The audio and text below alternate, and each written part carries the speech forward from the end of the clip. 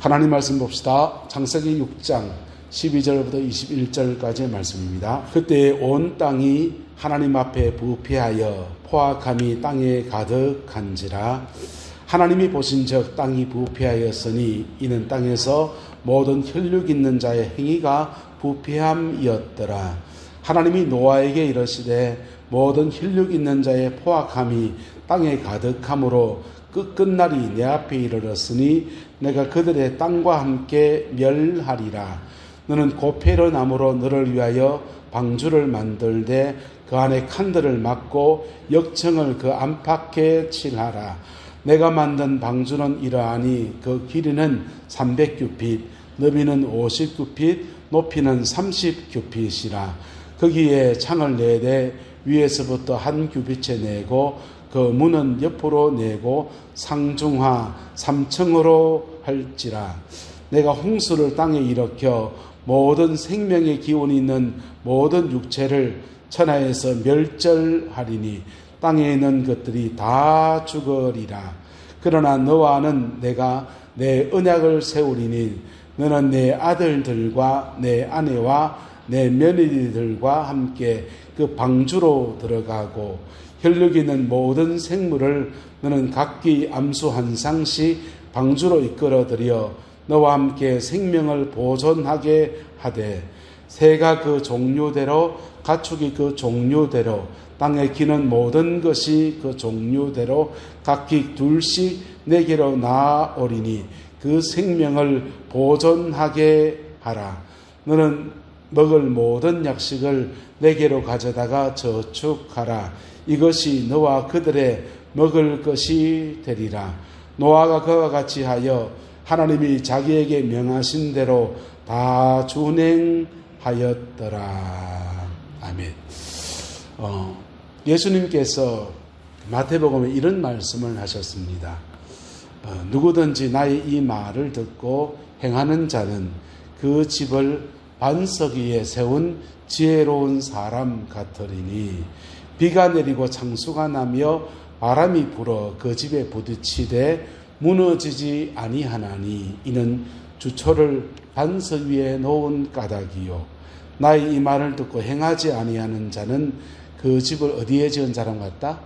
모리에 집은 어리석은 사람 같으리니 비가 내리고 창수가 나고 바람이 불어 그 집에 부딪힘에 무너져 그 무너짐이 심하니라. 이렇게 말씀했습니다. 우리 신앙생활을 하는 것은 사실은 우리 안에 하나님의 성전을 짓는 것과 같습니다. 할렐루야. 저와 여러분 안에 하나님의 성전이 지어지게 되기를 예수님의 이름으로 축복합니다. 그래서 우리 안에 하나님의 성전이 지어지는 것과 같은데 예수님 말씀하시기를 나의 이 말을 듣고 뭐하는 사람은 행하는 사람은 그 집을 반석 위에 지은 지혜로운 자와 같다라고 했어요. 그래서 저와 여러분의 영혼의 집이 반석 위에 지어진 지혜로운 사람같이 되기를 예수 이름으로 축복합니다. 영혼의 집이 지어지는 것을 노아 시대에는 예수님 하나님께서 말씀하시기를 이 땅의 모든 포악함이 극에 달았으니 혈육 있는 자가 모두 부패하였는데 너는 멸망되는 이 시대 안에서 고페르 나무로 너를 위하여 무엇을 지어라?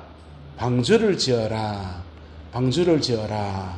다른 말로 따라합시다. 교회를 지어라. 다른 말로 따라합시다. 성전을 지어라. 어떤 성전입니까? 노아는 눈에 보이는 배를 성전으로 지었습니다. 방주로 지었습니다.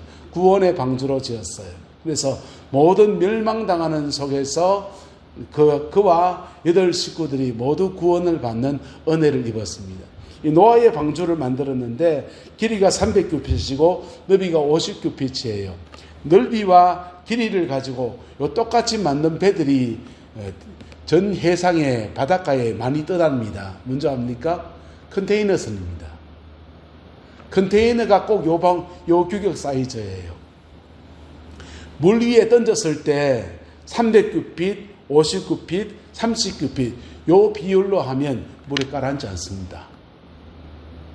배들도 요 규격으로 만들어요. 아니 옛날 고대 시대에 기술도 발달하지 않을 것 같은 이 시대에 뭐 어떻게 그렇게 해양 건조 기술이 발달했는지 길이는 300규핏, 너비는 59핏, 높이는 30규핏짜리 배를 만들라고 하나님이 말씀하셨을까요? 참으로 놀랍지 않습니까? 현대 해양과학 기술 안에서 그래서 요 규격으로 유조선도 만들고 큰 대양을 항해하는 배들을 이 규격으로 만들어요. 그래서 그래야 물에 빠지지 않으니까 큰 대인은 요 규격으로 만들고 배들은 그 뒤에다가 동력을 달고 물 헤쳐나가야 되니까 앞은 좀 뾰족하게 만드는데 요 규격에 준해서 그렇게 만들고 있습니다. 참 신기하죠. 근데 이 노아의 방주는 물 위에 떠서 모든 생물들이 심판당해서 멸망당할 그때에 구원을 이루는 유일한 배였다는 것입니다. 여러분, 온 세계가 멸망을 당할 그때에 저와 여러분들 속에 영혼의 구원선, 내가 성전되는 영혼의 구원선이 온전히 세워지게 되기를 예수님의 이름으로 축복합니다. 저는 중학교 때 교회를 다녔습니다. 교회를 다녔는데요. 중학교 때 저와 같이 신앙생활을 했던 많은 친구들이 지금도 신앙생활을 하냐? 그렇지 않습니다. 많은 친구들이 세상으로 다 갔어요. 예수 안 믿는 친구들이 되었습니다. 연락도 끊어져서 잘 모르는 친구도 있고요. 심지어 타종교에 간 친구들도 그렇게 있습니다. 근데 지금도 예수 믿는 믿음의 터에 살아남아 있는 사람들이 몇이 남아가지고 저도 이렇게 남아있는 그러한 종족이 되었어요. 여러분도 어떻습니까? 믿음의 출발선을 같이 걸었는데 이상하게 그 사람들은 신앙 안에서 믿음을 떠나버린 사람도 있고 저와 여러분들은 예수 믿는 믿음 안에 지금 서 있습니다. 할렐루야. 이 터 위에서 여러분의 신앙 안에서 여러분의 영혼의 집들이 아름답게 지어지게 되기를 예수님의 이름으로 축복합니다. 그 집이 제대로 지어지게 되면 노아가 자기 8 식구들을 그 집안에 다 보호하고 노아가 그 배 안에 주님이 말씀하신 대로 모든 두 상씩 자기의 사명을 따라서 그렇게 많은 그 생물들을 그 방주 안에 안전하게 보호했던 것처럼 우리가 영혼의 집이 이렇게 되어지면 그 성전 쪽에서 그 사람의 그늘 안에서 그 영혼의 그늘 안에서 많은 사람들을 건져내는 생명의 역사가 일어나게 되는 것입니다. 할렐루야. 그 은혜와 축복이 함께하게 되기를 예수님의 이름으로 축복합니다. 목회자들 속에 이런 얘기들이 있습니다. 100부장이 있고 1000부장이 있고 그리고 10,000부장이 있다. 제 친구가 그렇게 얘기합니다. 100부장들을 만나보면 죄송합니다. 교인 100명을 목회하시는 분들을 만나보면 그 100명을 품을 만한 그 정도 그릇이다는 마음의 그릇이, 영적인 그릇이. 1000부장을 만나보면 1000부장, 1000명의 영혼을 품을 만한 그릇감이 되더라. 그래 얘기하는 거. 근데 그 친구 말이 그래요. 10,000부장을 만나보니까 10,000명의 영혼을 품는 사람을 만나보니까 그릇품이 다르더라. 그런 얘기합니다. 그게 그때는 긴가민가 했어요. 근데 대구 인천의 주안장로교회 나경일 목사님 교회에 제가 선교사 가려고 선교 훈련을 받으러 거기 갔었거든요. 훈련을 다 끝내고 마지막 날 수료식을 하는데 나경일 목사님 오셔가지고는 마지막 강의를 하시는 겁니다.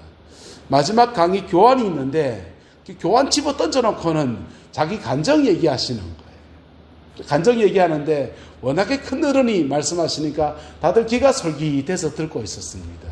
그분이 그러셔요. 목회자가 다 영혼의 샘을 파는 사람이라는 겁니다.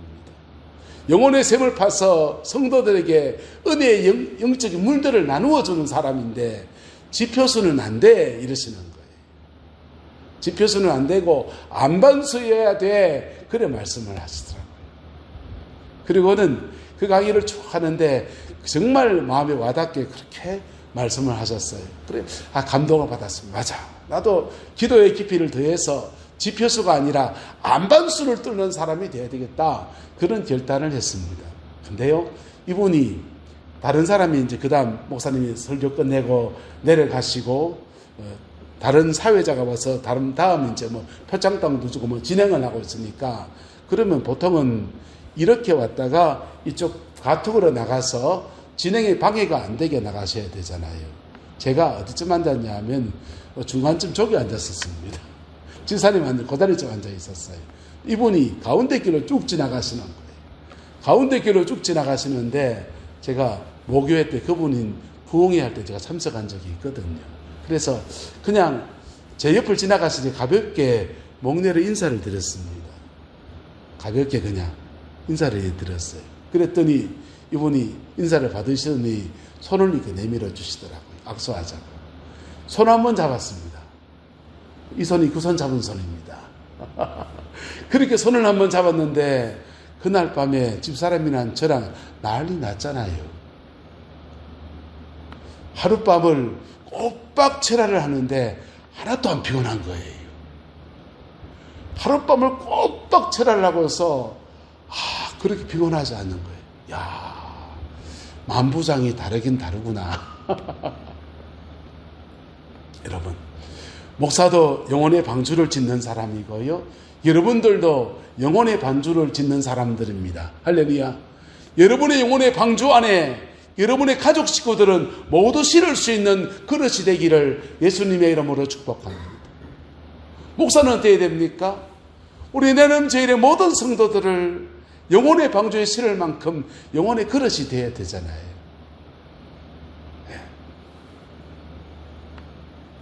내가 그거 하고 있냐? 여러분 질문하면 제가 죄송합니다. 이렇게 말할 수밖에 노력하겠습니다. 밖에 없지만은 그래 돼야 되지 않습니까? 여러분, 노아는 하나님 앞에서 방주를 짓는 사람이었습니다. 하나님께서 노아의 시대 이전에 가인 계열과 셈 계열들이 셋 계열들이 이 종족을 이루어서 이렇게 흘러가는데 셋 계열들은 하나님의 아벨 자손의 후손을 따라서 하나님의 언약을 지키고 예배하고 주님을 경배하는 사람들이었고 가인 계통들은 범죄하고 죄짓고 막 넘어지는 사람이었어요. 그런데 이 두 종족이 셋 계통의 종족들이 자신의 신앙의 정절을 지키고 믿음의 순수함을 지켜나가고 하나님을 예배하고 그리고 무너지는 세대를 중보하며 나가면 하나님의 심판은 오지 않습니다. 성경은 말해요. 욕심이 잉태한 적 뭐 낳고요? 죄를 낳고 죄가 어떻게 된 적? 장성한 적 사망을 낳는다고 했어요. 하나님은 욕심이 자라서 죄를 낳고 죄가 장성해지면 사망이라는 심판이라고 하는 하나님의 심판의 매질이 시작돼요. 그런데 이것도 익어야 거두는 거예요. 선한 것도요, 어떻습니까? 우리가 마음에 선한 결심을 하고 선한 일을 하고 시간이 지나면 심은 대로 거두는 것에 따라서 뭘 거두고요? 복을 거둡니다. 할렐루야? 복을 거둬요. 그래서 작은 믿음의 씨앗을 가지고서 행동으로 믿고 순종하며 나갈 때 하나님은 심은 대로 거두는 은혜 아래에서 복을 주시기도 하고 죄송합니다. 심판하시기도 합니다. 그런데 세상이 다 죄로 가도 세상이 다 죄로 가도 뭐가 살아있으면 안 따라합시다. 중보가 살아있으면 뭐가 살아있으면 중보가 살아있으면 이 죄가 어디로 넘어갑니까? 중보가 살아있으면 십자가로 넘어가요. 구약시대로 말하면 중보가 살아있으면 이 죄가 양이나 소나 또는 가난하면 비둘기도 들으지만 건변이 안 되면 그 가루 스말 얼마 안 돼요. 가루 스말이나 양의 문제가 아니고 돈의 문제가 아니고 어쨌든 그렇게 예배하면서 회개하며 나가면 죄가 이들에게 넘어가 버려요. 그리고 양이 심판받고 소가 심판받았으니까 함따라서 나는 심판을 면합니다. 내가 받을 심판을 양이 받고 소가 받고 넘어가 버리는 거예요. 근데 본인이 이것을 고백하면 이걸 예배라고 해요. 뭐라고 한다고요? 본인이 이것을 고백하면 예배라고 하고, 본인이 하지 못하는데 남이 해주면 중보라고 합니다. 뭐라고 한다고요? 중보. 여러분의 자녀들이 세상에 나가서 사업하느라고 뭐 하느라고 온갖 죄를 다 짓는다 합시다. 살다 보니까 이런 죄도 지어서 저런 죄도 짓고, 그런 죄를 지어도 뭐가 살아있으면, 중보가 살아있으면 죄가 어디로 넘어갑니까? 양의 구약시대는 양으로 넘어가지만 신약시대에는 십자가로 넘어갑니다. 할렐루야? 십자가로 넘어가요. 그래서 심판을 면하는 거예요. 심판을 면하는 거예요. 그런데 노아의 시대가 어떠냐? 가인 자손의 계통들이 죄를 짓습니다. 욕심이 잉태한 자 죄를 낳고, 죄가 장성해서 하나님의 심판을 받아서 물 심판으로 그냥 다 쓸어버려야 되는 그런 상황에 처합니다. 그런데 거기에 셋 계통의 자녀들,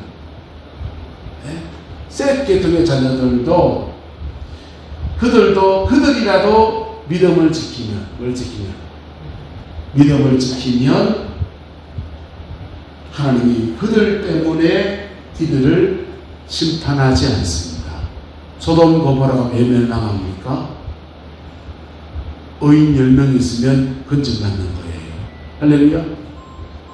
의인 10명 있으면 건진받는 거예요. 그런데 소돔 고모라 때와 노아의 홍수 때에 죄 짓는 사람은 죄 짓고, 중보자가 될 사람들도 예배도 하지 않고 자기의 죄도 하나님 앞에 고백하지 않고, 그러니까 그 죄가 재물에게 넘어가지 않고 그 죄대로 심판받게 되어 있다는 것입니다.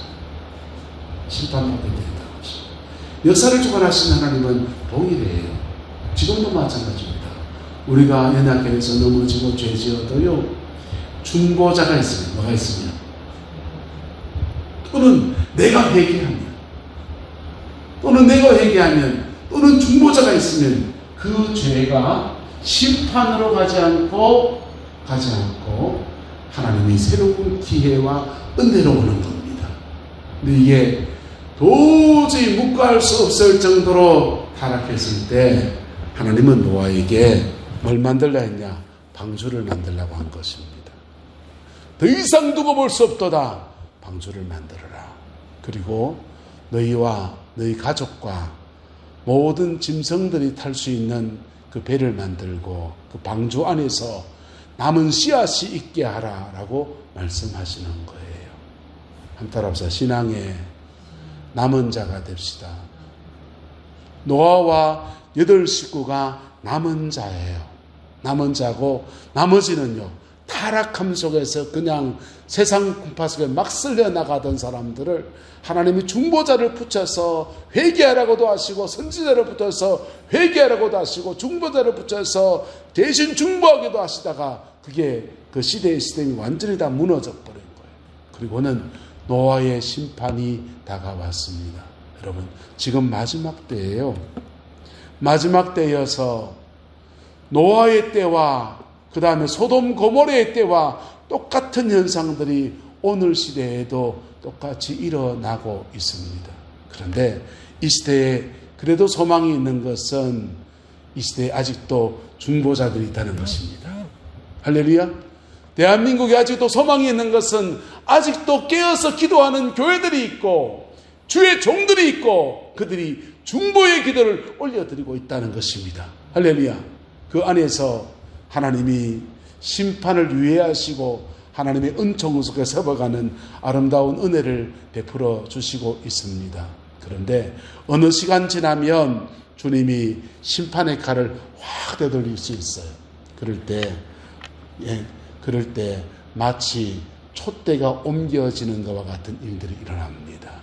영적 촛대가 확 옮겨져 버려요. 그러면요, 정말 심각한 일들이 한 시대 가운데 그렇게 일어나는 것입니다. 근데 그때 앞에 우리가 뭐 해야 되느냐? 한번 따라합시다. 내 영혼의 집을 잘 지읍시다. 예수님 말씀하십니다. 노아가 방주를 짓듯이 누구든지 나의 이 말을 듣고 행하는 자는 그 집을 반석 위에 지은 지혜로운 사람 같으리니 비가 내리고 창수가 나고 바람이 불어 그 집에 부딪히되 무너지지 아니하나니 이는 주초를 반석 위에 놓은 까닭이요. 나의 이 말을 듣고 행하지 아니하는 자는 그 집을 뭐와 어디에 지은 사람 같다? 모래에 지은 집은 어리석은 사람 같으리니 비가 내리고 창수가 나고 바람이 불어 그 집에 부딪힘에 무너져 그 무너짐이 심하니라. 할렐루야. 여러분, 우리 교회가 정말 믿음의 그 반석 위에 세워진 그러한 교회로 세워지게 되기를 예수님의 이름으로 축복합니다. 사람들의 보기에는 그것이 어떻게 보면은 그렇게 화려하지 않을 수 있어요. 그런데 하나님이 보시기에는 너무나 소중한 교회일 수 있습니다. 사람의 기준과 하나님의 기준이 굉장히 달라요. 저는 그 안강의 영락교회에서 이용호 목사님을 3년을 함께 목회를 하면서 그분을 맺었습니다. 그분과의 인연은 동촌제일교회 부목사님으로 오셨을 때부터 인연을 맺었기 때문에 사실은 굉장히 긴 시간을 그분과 인연을 맺었어요. 그분의 목회에 많은 영역을 알고 있습니다. 그런데 그분의 목회를 보면 전도사 때 청송의 진보의 해성교회라는 교회를 섬길 때 그때 교인이 몇 명 없었습니다.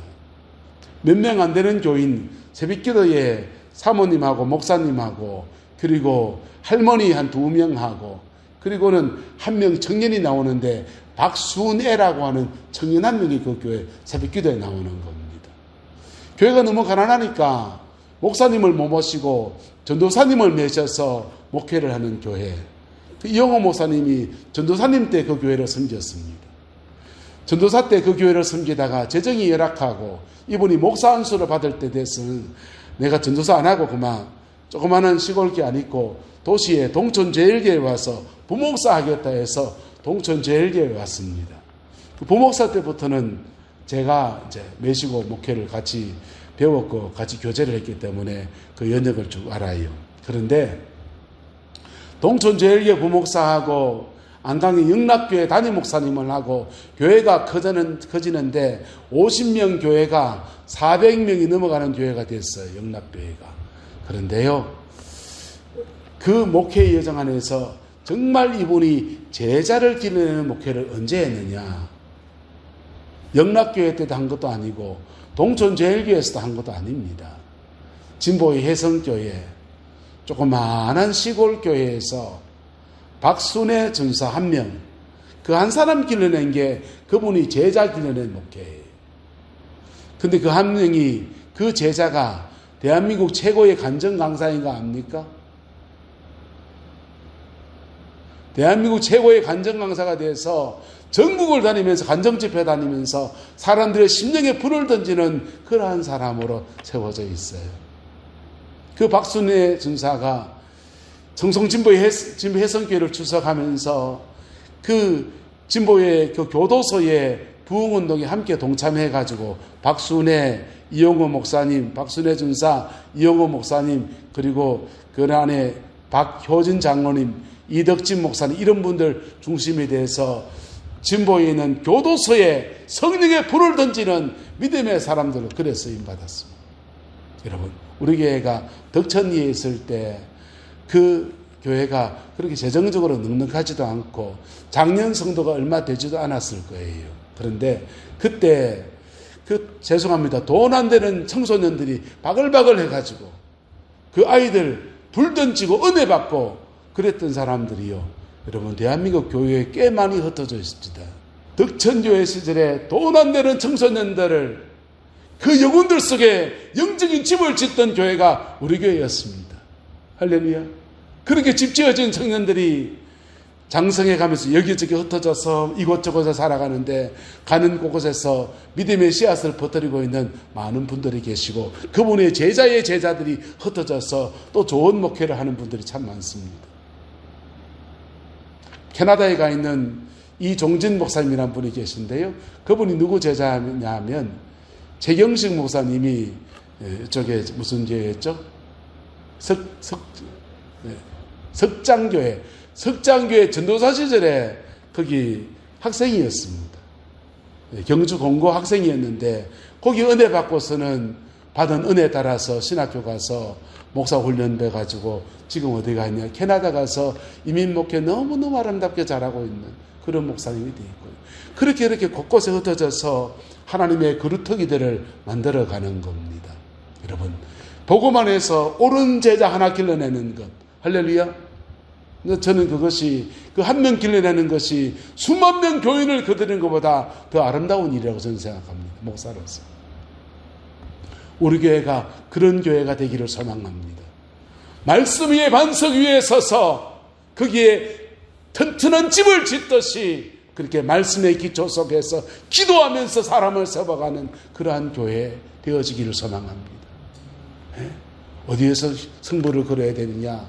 꼬맹이 아이들요. 걔들 얼마나 사고친 줄 압니까?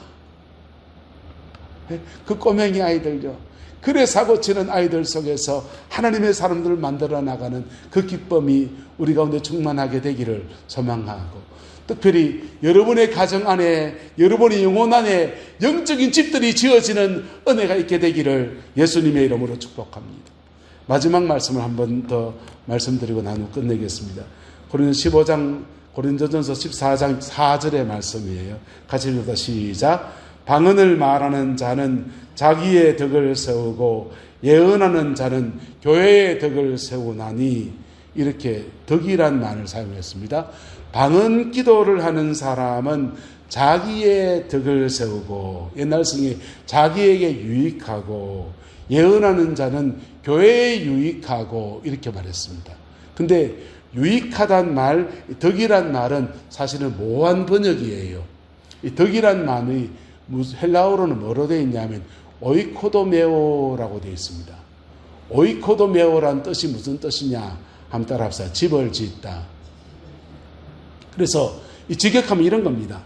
방언 기도를 하는 사람은 자신의 집을 짓고, 이런 뜻이에요.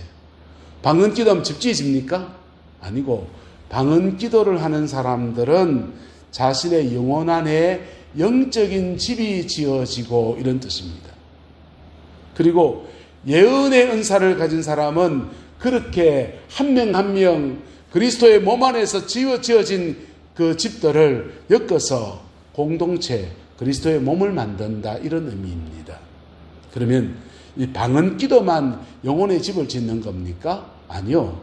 예수님 말씀에 말씀을 듣고 지키는 자는 반석 위에 지은 집과 같으니 라고 말했습니다. 할렐루야. 말씀을 듣고 지키는 것이 영혼의 집을 짓는 겁니다. 우리가 기도 생활하는 것이 영혼의 집을 짓는 것입니다. 찬송하며 하나님을 예배하는 것이 영혼의 집을 짓는 것입니다. 하나님 말씀에 순종해서 교회 이런저런 봉사하고 섬기는 것도 자신의 영혼의 집을 짓는 겁니다. 할렐루야. 그 집이 제대로 지어지면요, 그 사람은요, 마치 그 사람 가면 교회 하나가 가는 것 같아요. 그 사람이 가정에 가면 그 사람이 가정에 가서 교회를 만들어냅니다. 그 사람이 불신자들이 우르르가는 곳에 들어가면 그 사람이 집이 되어서 그 가정, 그 공동체를 믿음의 공동체로 세워나갑니다. 할렐루야. 저와 여러분 가운데 이 은혜가 풀어지게 되기를 예수님의 이름으로 축복합니다. 우리 영혼 안에 하나님의 신령한 집이 지어지고, 그 집 안에서 하나님의 집을 통해서 집이 지어지면 성전 문지방에 물이 흘러나가는데 닿는 곳마다 살아나는 역사처럼 영혼을 살리고 생명을 살리는 아름다운 역사에 쓰임받게 되기를 예수님의 이름으로 축복합니다. 노아의 때가 너무나 참혹한 때였기 때문에 더 이상 멸망당할 사람의 중보도 하지 말고 너는 너의 영혼의 집을 지어라 라고 말씀하셨습니다. 그리고 그 집을 짓고서는, 그 방주를 짓고서는 멸망의 때에 다음 시대를 위해서 자기의 자녀들을 태우고 자부를 태우고 그 다음에 짐승들을 태워서 그 심판을 견뎌내었어요. AD 70년에 로마의 티투스 장군이 예루살렘을 멸망시킬 때 바리새파 중에서 과격한 바리새파는 결사항전을 외쳤습니다. 그 사람들은 마세다 요새에 가서 로마의 티투스 장군이 완전히 멸망시킬 때까지, 다 죽을 때까지 항전했어요. 근데 온건 바리새파 있었습니다. 온건 바리새파들은 밤에 예루살렘 성문을 빠져나와서 로마의 티투스 장군에게 항복했어요. 항복하고서 이렇게 말했습니다. 우리는 당신에게 싸워 이길 능력이 없다. 우리는 질 수밖에 없다. 우리를 노예 삼아도 되는데 몇 가지만 허락해 주면 좋겠다 했습니다. 그게 뭐냐 하면 우리의 신앙을 유지할 수 있는, 예배할 수 있는 공동체, 이거 유지해 주면 우리는 당신의 노예가 되더라도 살아남아야 되겠다, 이래 말했습니다. 사람들은 비겁한 사람이라고 비난했습니다. 근데 시간이 흘러서 그 온건 바리새인들이요, 예루살렘에서 다 멸망당한 그 터에서 그 다음 세대를 길러내는 쉐마 교육을 시키고 그 온건 바리새인의 세대들이 지금까지 남아서 예루살렘의 고토 회복하는 데까지 그렇게 이어지게 되었어요. 하나님이 하시는 일은 참으로 묘합니다. 어떤 시대에는 멸망에 가는 시대를 향해서 중보자가 일어나서 중보해야 돼요. 그러나 그 시대가 너무나 타락했을 때는 너 방주에 들어가라, 내가 너 문 닫겠다 하십니다. 그리고 니라도 구원받아라고 하십니다. 노아에게는 너라도 구원받아라. 그리고 방주 홍수가 끝나고 난 뒤에 다음 세대를 위해서 그 씨앗들을 불러 모으고 동물들을 불러 모으는 일에 노아의 사명을 맡겼어요. 여러분 어떤 사명이 있습니까? 여러분의 가정에 구원의 방주, 저와 여러분 되시기를 예수님의 이름으로 축복합니다. 우리 내남 땅에 구원의 방주, 우리 내남 제일교회이기를 소망합니다. 그리고 그 영혼들 속에 정말 교회를 세워가는 그러한 사람들, 우리 교회 안에서 제대로 일어나게 되기를 소망합니다. 기도하겠습니다. 좋으신 아버지 하나님, 노아의 시대에 타락해서 더 이상 어떤 소망도 없던 시대에 하나님께서 심판을 명하셨습니다. 성을 짓고 동철 기물을 만들고 기술을 발전시키고 문명을 발전시켰지만은 하나님의 심판을 피할 수 없었습니다. 주님, 우리가 지금 마지막 때를 살아갑니다. 이 시대도 기술이 발달하고 문명이 발달하고 인간의 수명이 향상되어지지만은 죄악은 점점 더 깊어지고 있습니다.